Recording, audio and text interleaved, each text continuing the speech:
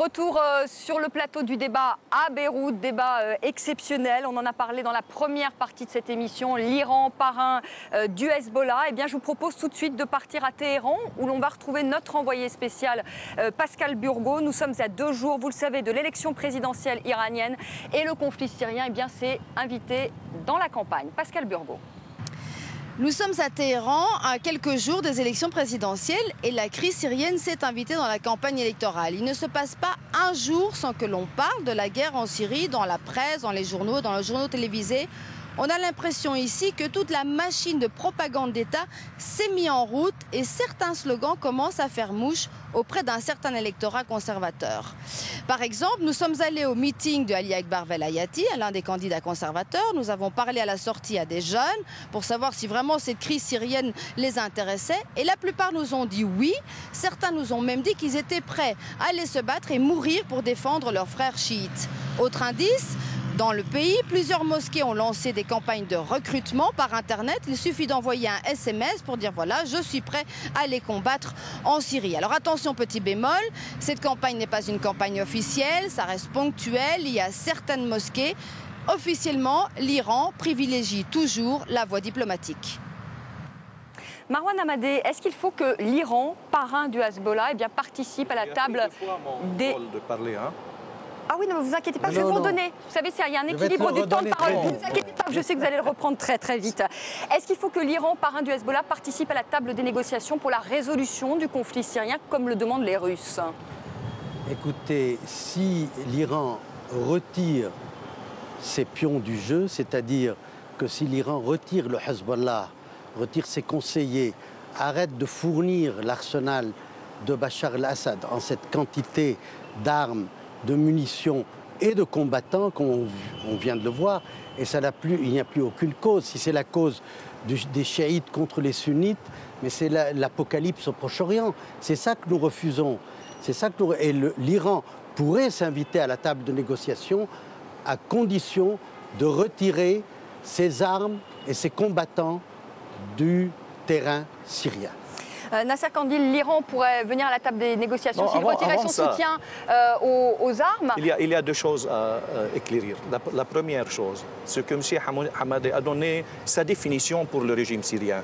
Mais cette définition est hors le problème que le peuple syrien est divisé entre 2 parts. L'une avec le régime, l'autre c'est avec l'opposition. Maintenant, ça se répète à la Turquie. Est-ce que 14 mars est avec l'opposition turquienne? Est-ce qu'il peut dire que Erdogan c'est un dictateur? Est-ce qu'il peut dire que c'est un salafiste, par exemple? Le problème, c'est que les grands pouvoirs dans le monde dans toutes les guerres du veulent dessiner le nouvel Proche-Orient. Dans ce problème-là, dans cette scène-là, nous sommes bien encouragés de garder notre place comme résistance. Nous n'accepterons ni un Proche-Orient salafiste, ni un Proche-Orient chiite. La deuxième chose que je veux dire, un Proche-Orient nationaliste arabe. L'autre part libanaise, le 14 mars, n'a pas donné à M. Nasrallah, à Saïd Nasrallah, l'acceptance de lancer une initiative libanaise au début de la crise en Syrie, de demander à tous les partis d'être sur une table ronde pour une seule chose, élection avec des observateurs de l'ONU. Maintenant, elle donne une condition que Bachar el-Assad dégage. Bachar el-Assad ne dégage, il continue avec une alliance américaine-russienne. Ils peuvent voir après ça qu'est-ce qu'il se passe.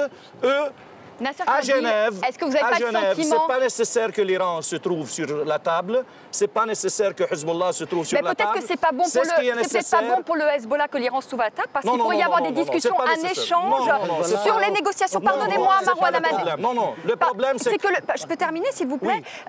Si l'Iran va à la table des négociations à Genève, peut-être que l'Iran va obtenir des concessions sur le nucléaire iranien et pourrait ne plus aider le Hezbollah. Je crois que c'est fini. Vous n'y croyez pas à ça? Le problème nucléaire iranien, c'est fini. Je crois que l'accord a été fini entre les Russes et les Américains. Maintenant, le problème de Genève, c'est une seule chose. Que la Saoudite arabite, avec les Turcs et Erdogan, avec Qatar, accepte que Bachar el-Assad doit continuer son mandat et après doit être présenté à l'élection présidentielle. C'est la solution russo-américaine que les Saoudites et les Turcs et les Qatariens ne peuvent pas accepter, même 14 mars. On a bien compris. Rapidement, Nasser Kandil, très rapidement, est-ce que vous n'avez pas le sentiment quand même que le Hezbollah aujourd'hui est instrumentalisé par l'Iran et que si l'Iran peut négocier des concessions sur le nucléaire iranien, qu'il vous lâche? Hezbollah se retire maintenant de la crise syrienne. Les combattants de Hezbollah ont revenu à Beyrouth et au Liban. Ouais. Maintenant, la boule de neige de l'armée syrienne continue elle-même dans le combat. Vous voulez réagir? Oui, moi je voulais dire qu'il est préférable que l'Iran soit présente dans les négociations parce que c'est un pays qui est directement concerné par le conflit et comme ça, il n'y a plus personne qui est dehors et qui pourrait jouer derrière ou sous la table. Tous les protagonistes devraient être autour de la table et plus elle est large cette table, plus elle peut aller vers des solutions durables. Cela dit, je conviens avec vous que quand on est nombreux autour d'une table, il y a des négociations bilatérales qui se tissent et il est très bien indiqué de dire que le Hezbollah pourrait être le dindon de la farce. Ou même le régime syrien pourrait un petit peu être lâché un jour par les Iraniens si les Iraniens arrivent à une entente avec les Américains sur le dossier du nucléaire iranien. Le Hezbollah qui pourrait être le dindon de la farce, vous entendez? Le problème, c'est dans les négociations à Bagdad. Avant 6 mois, il y a un accord complet sur les plans du nucléaire iranien et il reste le futur du régime Al-Assad. Maintenant, c'était fini à Moscou. Donc, ce qui reste... Votre correspondante à Téhéran. Ce qui reste, c'est clairement... Nasser Kandil, on a bien compris. Voilà, oui, Marwan Amadé. Parce qu'ici au Liban, on est très respectueux du temps de parole. Marwan Amadé, à France 24 aussi. Votre correspondante à Téhéran a très judicieusement parlé de la propagande d'État. Ce qu'on est en train d'entendre de M. Kandil, c'est la propagande d'État à l'échelle iranienne, syrienne, Hezbollah, et rien d'autre. Même des supputations qu'un accord avec l'Iran a été fait sur le nucléaire. Moi, je souhaite un accord. Tu peux ignorer c'est ce qui est passé à Moscou entre les Américains et les Russes. Je souhaiterais un accord sur le nucléaire. Non, tu peux ignorer qu'un accord a été fait entre Kerry et Lavrov. Attendez, on ne s'entend pas. Marwan Amadé, Nasser Kandil, pardonnez-moi, Marwan Amadé. Ce que je n'accepte pas, c'est qu'un parti libanais entraîne des communautés libanaises et l'État libanais, à leur insu et malgré eux, dans une aventure régionale qui fait éclater les frontières au profit d'un nucléaire iranien ou d'un accord demain avec Israël sur le nucléaire iranien, tout cela aux dépens du Liban et du consensus libanais. C'est ça qui n'est pas acceptable. C'est ça que notre président de la République hier, avant-hier, a convoqué l'ambassadeur d'Iran pour lui dire ses 4 vérités sur ce sujet. Mais vous avez accepté, c'est ce qui est passé à travers le nord libanais. Et le chef du bloc a annoncé, c'est votre allié, a annoncé qu'il amène les armes à la Syrie. Nasser Kandil. Question que vous n'avez jamais posée. C'est dans les journaux. Sophia Amara. Question que personne n'a voulu poser. Attendez, pardonnez-moi. Sophia Amara. Nasser Kandil, on vous a bien entendu. On n'entend plus rien, Monsieur Kandil. Les téléspectateurs ne comprennent plus. Sophia Amara rappelle. Moi non plus, je comprends pas. Voilà, on ne comprend plus. Il y a juste une question qu'il faut souligner ici. Il y a un mépris dangereux, suicidaire de la part des dirigeants de cette région pour leurs concitoyens et pour leur intelligence. Nous sommes, comme disait tout à l'heure M. Amadé, il y a toute une propagande concernant la Palestine, la résistance, le Sud-Liban, la résistance face à l'occupant israélien qui, nous le savons, a quitté le territoire libanais le 25 mai 2000. Nous sommes en 2013, ça fait 13 ans tout de même. Et il y a toute une propagande pour avoir été sur le terrain en Syrie avec des gens de l'armée libre, avec des gens fréquentables et moins fréquentables, n'est-ce pas? Il y a chez ces gens-là, si vous parlez de résistance vis-à-vis d'Israël, ils sont les premiers à vouloir, entre guillemets, libérer la Palestine. Le slogan de démocratie, c'est pas un propaganda. Je vais vous demander avec l'Arabie Saoudite. Monsieur Kandil, laissez Sophia Amara. Non, mais elle donne des jugements pour mon parole. Non, je répète ce que j'ai vu. Je ne suis pas partie, je ne suis qu'une journaliste. Ensuite, il critique la famille. Et il critique la famille Assad, père et fils, pour avoir tenté, comme nous le disions tout à l'heure, d'utiliser le Hezbollah comme monnaie d'échange, parce qu'au final, Hafez el-Assad et Bachar el-Assad, selon ces militaires, qui sont des militaires qui ont quitté l'armée régulière, nous disent, nous, on était en service sur le plateau du Golan, et souvent l'aviation passait au-dessus du territoire syrien, et nous disions, peut-on les mettre à terre? Et la direction à Damas nous disait, non, nous conservons notre droit à la réaction. Je n'ai pas terminé. C'est normal. Ensuite, aujourd'hui... La France vient battre aujourd'hui, elle ne peut pas faire ça. Effectivement. Aujourd'hui, nous avons donc cette propagande autour de la résistance, qui est certains droits reconnus par les Nations Unies. Et dans le même temps, comme on a vu dans le reportage de Pascal, on nous dit « Ah non, on va aider les chiites ». Alors il faudrait savoir, est-ce qu'on aide la résistante, quelle que soit l'appartenance confessionnelle, ou alors est-ce que nous sommes en train d'aviver un conflit sunnite-chiite qui peut mener, comme disait M. Hamadé tout à l'heure, la région au cataclysme le plus total. Alors ici, à Beyrouth... Je peux vous assurer, rien de guerre civile à Liban, rien de conflit sunnite-chiite sur les régions. En tout cas, il y a déjà... Je voudrais, si vous voulez, qu'on regarde un reportage et je vais vous donner la parole. Justement, on va parler aussi un peu de politique libanaise. Ici, à Beyrouth, la vie poursuit son cours malgré le conflit syrien. Bon, il y a quand même eu des accrochages. On en parlait de ce qui s'est passé dimanche. On sait qu'il y a eu des tirs de roquettes dans la banlieue sud de Beyrouth, fief du Hezbollah. Mais à quelques kilomètres de là, à Tripoli notamment, les affrontements entre partisans de Bachar el-Assad et ses opposants sont devenus presque quotidiens. Beyrouth, Tripoli, portrait croisé signé Selim El-Medev, Chérine Yazbek. Un jour comme les autres à Bab Tabané. Les miliciens de ce quartier sunnite de Tripoli se battent quasi quotidiennement contre ceux du quartier alawite de Jabal Morsen. La solution, c'est que le Hezbollah arrête ses crimes en Syrie et même ses crimes au Liban. J'appelle à l'occupation de Jabal Morsen. Cet homme, qui préfère garder l'anonymat, nous montre ce qui reste de son salon, avec vue imprenable sur Jabal Morsen. Sa voisine, elle, nous décrit son calvaire. Je suis terrifiée. Regarde ma main comme elle tremble. Je suis au bord de la crise de nerfs.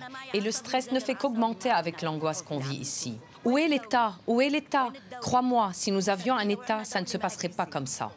Changement de décor. À moins de 80 km de Tripoli, le Liban offre un tout autre visage. Dans la marina de Beyrouth s'alignent les yachts des millionnaires. Après minuit, la jeunesse dorée se retrouve sur les toits de la ville. L'alcool coule à flot. Idem à la sortie des bars. Ici, pas question de changer ses habitudes. Parce que les Libanais, ils ont ça. On n'est pas normaux, non. Ça ne m'empêche pas de sortir. On n'est pas sûrement pas très normal de sortir à tout niveau. Parce que comme on a vu que ça n'avance en rien, il y a toujours des petites guerres, il y a toujours des petites tensions entre X et Y. Mais en fin de compte, on sort, on veille, on boit et on vit notre vie. Retour à Tripoli. Tous ici ne se résignent pas à la violence. Samer Hanous fait signer sa pétition Tripoli sans armes. Il veut nous montrer ce magasin, brûlé par des sunnites en colère. Le seul crime de son propriétaire, être alawite. Nous voulons que les combattants de Tripoli rendent toutes les armes qu'ils possèdent. On ne peut plus accepter de vivre comme au temps de la guerre civile. Le reste du Liban est dans une situation instable, mais Tripoli vit vraiment en état de guerre civile. Pour autant, Beyrouth n'est pas épargnée. Ici aussi, les lignes de faille confessionnelles ne cessent de s'élargir. La corniche al-Mazra sépare des quartiers populaires sunnites et chiites. L'armée y est constamment déployée et les habitants se préparent au pire.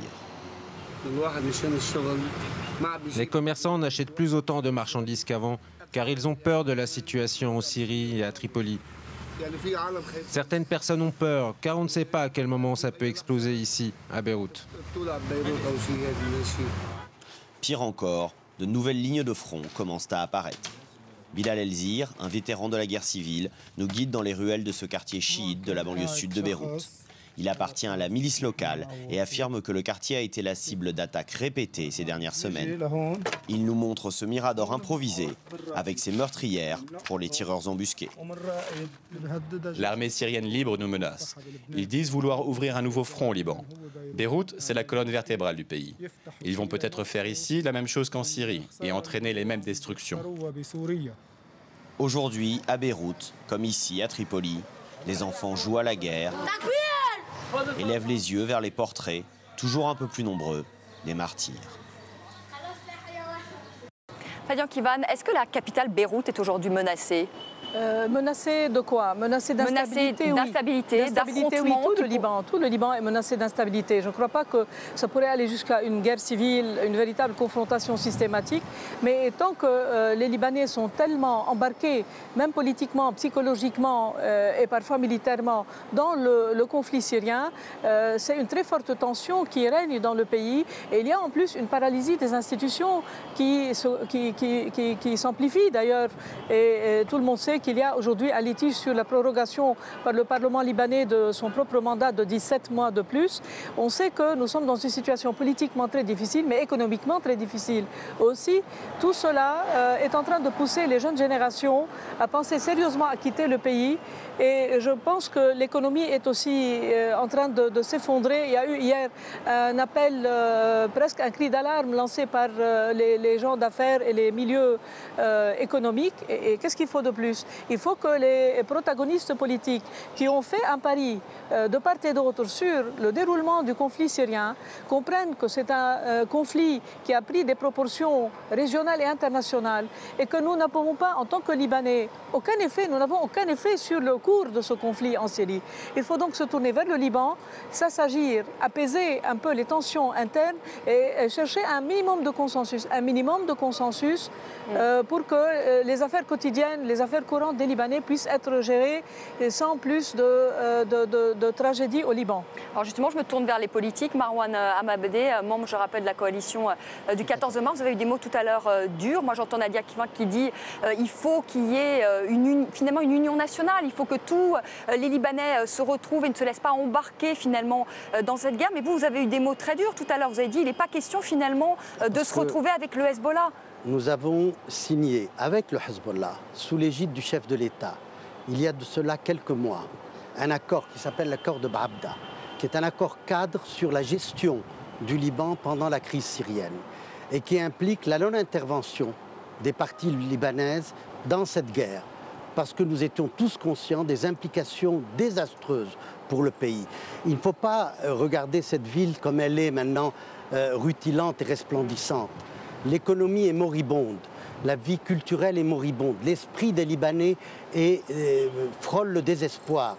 Il faut absolument, comme je l'ai dit tout à l'heure, peut-être en des mots très durs, il faut que le Hezbollah se retire de la guerre syrienne le plus vite possible pour revenir à sa dimension libanaise, à ses options libanaises. Sinon, c'est lui qui sera allé à Téhéran, à Damas et aura quitté Beyrouth. Donc vous ne bougerez pas tant que le Hezbollah n'aura pas retiré ses troupes, au risque justement d'attiser justement un conflit intercommunautaire. On n'attise rien du tout. Nous n'avons pas d'armes, nous n'avons pas l'utilisation d'armes. Mais il y a un vide institutionnel.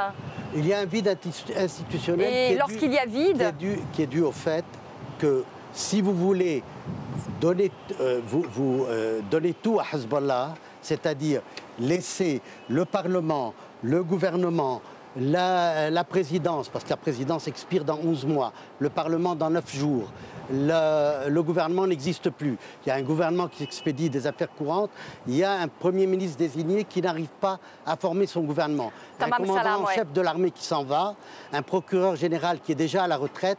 C'est le vide. Mais le vide ne peut être rempli qu'à partir du retour au consensus de Baabda sous l'égide du président de la République. Il faut que le Hezbollah se retire du conflit syrien, retire ses armes. Nasser Kandil, qu'est-ce que vous répondez à ça? Mais et vous êtes pour un gouvernement d'union nationale? Après la bataille de Koussaïr, Hezbollah a été retiré, mais ce n'est pas le problème. L'accord de Baabda a été percé avec le bateau Lotfallah II qui est venu avec l'aide des personnes et des dirigés dans le 14 mars comme le député Khaled Daher pour amener les armes à l'opposition syrienne et aux militants syriens. Maintenant, il y a une occasion pour une initiative libanaise commune de demander à tous les partis syriens de se participer à la conférence de Genève. 8 mars est présente de dire ça. Est-ce que le 14 est présent? C'est le problème.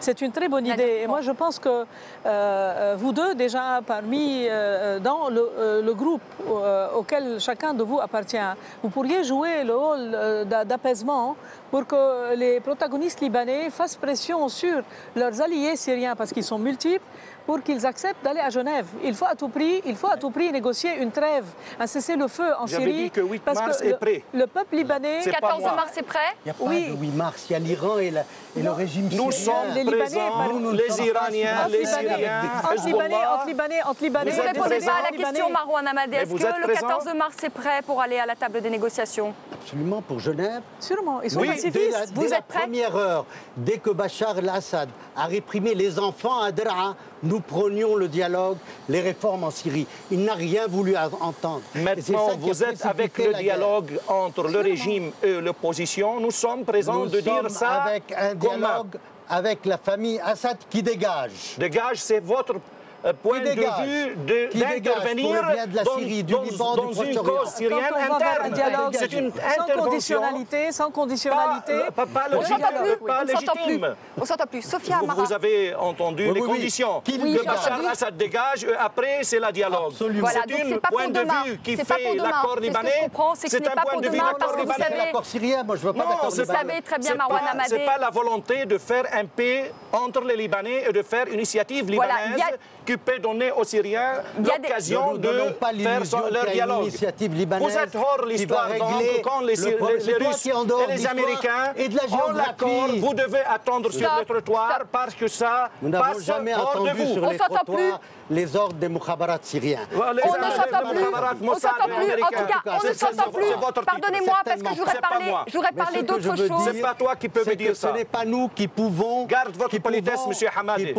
Il faut parler avec une politesse. Sophia Amara, si elle de votre part. Sophia Amara, j'aurais qu'il y a quelque chose de. Qui peut te dire le Mukhabarat, Marwan. Nasser Kandila. On va parler d'un autre sujet qui est très important aussi, c'est la question des réfugiés aussi syriens. Officiellement, il y en a 500 000, on dit qu'il y en aurait plus d'1 million officieusement. Sophia Amara, est-ce que cette question des réfugiés qui sont à 95% sunnites, est-ce qu'ils peuvent modifier l'équilibre confessionnel du Liban? Je pose la question à Sophia Amara. Les réfugiés appartiennent dans leur majorité à la communauté sunnite, ce qui pour certains risque de mettre en péril, je parle évidemment de la communauté chiite libanaise et de la communauté chrétienne, de mettre en péril cet équilibre très précaire qui déjà a subi un coup important avec la présence de réfugiés palestiniens disséminés sur 12 camps à l'intérieur du Liban.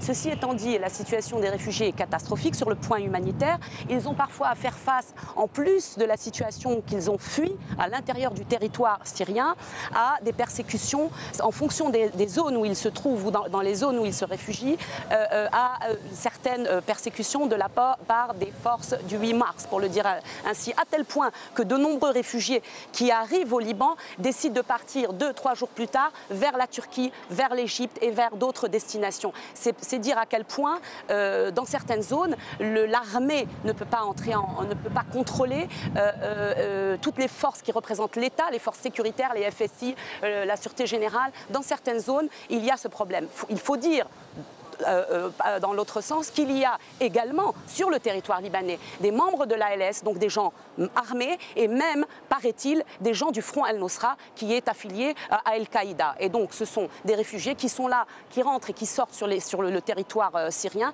et qui sont réfugiés ici et qui sont autant de dangers. Un facteur de déséquilibre aussi pour le Liban. Il ne faut pas regarder les choses sous cet angle seulement. Il ne faut pas du tout focaliser systématiquement sur l'équilibre confessionnel et l'identité confessionnelle. Le problème des réfugiés syriens, c'est un problème tout à fait humanitaire. Il faut que la communauté internationale... Mais ils pourraient s'installer comme les Palestiniens l'ont fait? Non, mais... Échanger, modifier l'équilibre démographique. Ce n'est pas comparable. Israël a pris la Palestine. Là, la Syrie est encore là. Elle est détruite, mais elle est encore là. Ce n'est pas comparable, mais il faut que la communauté internationale soit plus impliquée, plus sérieusement impliquée dans le côté humanitaire, plutôt que de fournir des armes. Et il faut apaiser et appeler les protagonistes syriens à dialoguer et à négocier aussi à Genève. Il faut que la communauté internationale s'applique plus à faire pression pour les entraîner tous vers un dialogue plutôt que vers un plus grand embrasement. Parce que ça ne sert à rien de pousser encore les gens à s'entretuer. Un jour ou l'autre, ils vont s'asseoir autour d'une table, autant qu'ils le fassent tout de suite. Il y a déjà trop de morts en Syrie. Alors on arrive bientôt au terme de ce débat. On est France 24, chaîne internationale. On est la France. Pour le problème des réfugiés, oui. Ouais, Nasser Kandil, moi je vois parce qu'on arrive bientôt au terme de ce débat. La France, vous le savez, veut placer le Hezbollah, enfin en tout cas la branche militaire du Hezbollah sur la liste des organisations terroristes. Quelle est votre réaction à ça? Un petit mot. Le problème des réfugiés, c'est un problème social. De point de vue sécurité, les armées sont des problèmes, mais pas les réfugiés. Eux, les sunnistes syriens sont divisés moitié à moitié avec et contre le régime. Ce n'est pas un problème. De point de vue français pour le Hezbollah, je crois que c'est une pression qui se fait sur Hezbollah. Je crois que l'Europe garde cette feuille pour une négociation avec Hezbollah à propos de beaucoup des problèmes de sécurité qu'on ne peut pas discuter maintenant. Le Hezbollah, donc, il reste un interlocuteur, parce que mettre la branche militaire, c'est la Golfe. Rester... Les pays de Golfe ont fait ça. C'est les pays la du Golfe branche ont militaire, fait, il n'y a pas Hezbollah, branche militaire, Hezbollah politique, Hezbollah social. Marwan Amadé, un dernier mot sur la France. Quel rôle la France peut-elle jouer très rapidement? J'ai écouté ce matin Laurent Fabius. Il a parlé du rôle de la France et il a été très clair en disant que les déséquilibres créés en Syrie par l'intervention du Hezbollah et de l'Iran pressaient les autres pays du monde à rétablir l'équilibre pour permettre justement à la conférence de Genève de se tenir dans des conditions de succès possibles. Merci à tous les quatre. On verra comment ça se fait. Oui, et on suivra ça évidemment. Et comment Bachar Assad continue son mandat, eux se présentent à la nouvelle élection présidentielle. On verra. C'est leur seul souci. On verra.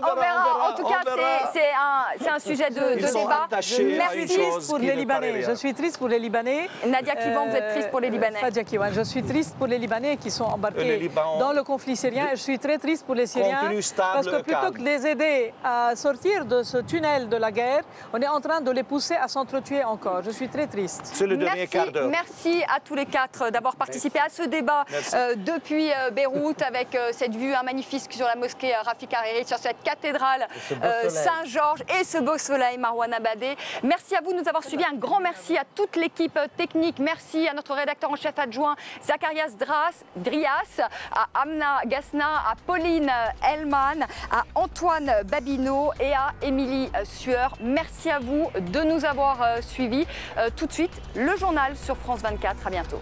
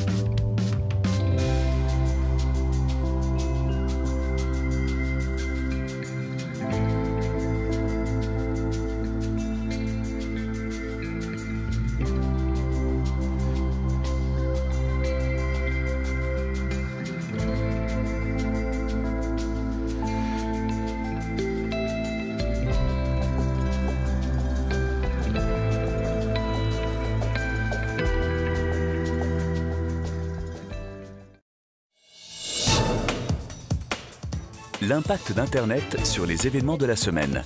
Les dernières innovations de la planète numérique. Tech 24, votre dose d'information pour rester connecté avec l'actualité numérique. C'est tous les lundis à 16h45 heure de Paris sur France 24.